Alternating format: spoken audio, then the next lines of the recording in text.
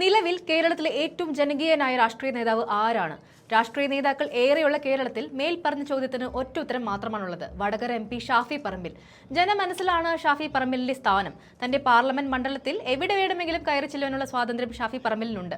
അത് പലകുറി കേരളം കണ്ടതാണ്. പാലക്കാട് നിയോജക മണ്ഡലത്തിലെ MLA ആയിരുന്നപ്പോൾ വോട്ടർമാർ വെറും MLA എന്ന നിലയിൽ മാത്രമല്ല, തങ്ങളുടെ കുടുംബത്തിലെ ഒരു അംഗം എന്ന നിലയിലാണ് ഷാഫി പറമ്പിലിനെ സ്വീകരിച്ചത്.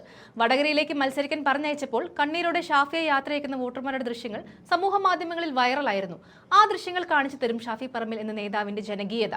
LDFന്റെ കോട്ടയായി കണക്കാക്കിയിരുന്ന പാലക്കാടിനെ UDFന്റെ ഉരുക്ക് കോട്ടയായി മാറ്റിയത് ഷാഫി പറമ്പിലിന്റെ സ്വീകാര്യതയാണ്. നിലവിൽ വടകരയുടെ MP ആണ് ഷാഫി പറമ്പിൽ. പാലക്കാട് ജനത എങ്ങനെ സ്വീകരിച്ചുവോ അതിന്റെ ഇരട്ടി സ്നേഹമാണ് വടകരയിലെ വോട്ടർമാർക്ക് അവരുടെ MP യോടുള്ളത്. അത് തെളിയിക്കുന്ന ഒരു വീഡിയോ ഇപ്പോൾ സമൂഹ മാധ്യമങ്ങളിൽ വൈറലാണ്.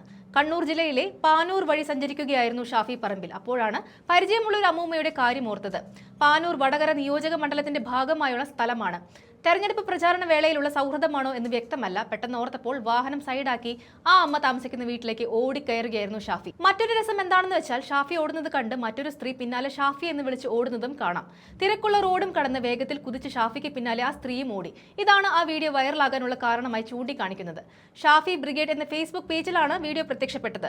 നിമിഷങ്ങൾക്കകം അത് വൈറലാവുകയും ചെയ്തു. സഖാക്കന്മാരെ നിങ്ങൾ കൊണ്ടുപോയതുപോലെ നേതാവ് മുഖ്യമന്ത്രി പിണറായിയുടെയും CPM-ന്റെയും അഹന്ത തീർക്കാൻ ഷാഫിയെ പോലൊരു നേതാവിന് ആവശ്യമാണ്. അങ്ങനെ പോകുന്ന ഈ വീഡിയോയ്ക്ക് ലഭിച്ച കമന്റുകൾ. ആ വീഡിയോ ഇവിടെ ചേർക്കുന്നുണ്ട്, കണ്ടു നോക്കാം.